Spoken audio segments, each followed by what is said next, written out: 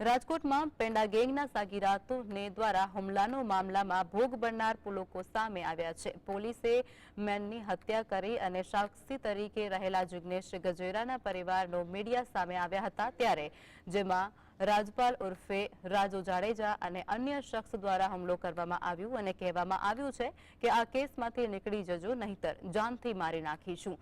આ ઉપરાંત ફરિયાદીના પરિવારજનોએ પોલીસ આરોપીને છાવરતી હોવાના આક્ષેપ કર્યા. આની પહેલા 2016માં પોલીસ કર્મી છે ભરતભાઈ ગઢવી, એમની હત્યા થયેલી હતી. તેમના મારા મિત્ર રમેશભાઈના ભાઈ સાક્ષી તરીકે હતા નજરે જોનારમાં.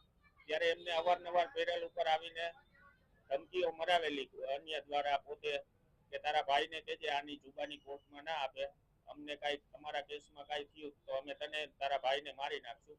પણ મારા મિત્ર રમેશભાઈના ભાઈ તો એટેકના કારણે એક્સપાયર થઈ ગયા છે, તો એનો ખાર રાખીને એને જુબાની આપી દીધી હતી મારા મિત્રના ભાઈએ. એનો ખાર રાખીને અત્યારે મારા મિત્ર ઉપર હુમલો કરેલો છે.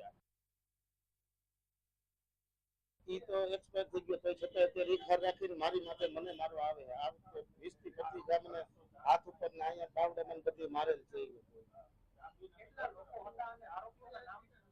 આરોપી 10 થી 11 આરોપી હતા.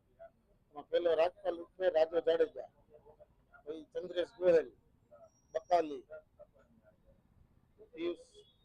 પિયુષ હતો, એક મિસ્ત્રી, બાકી અમુક ને ઓળખતો નથી.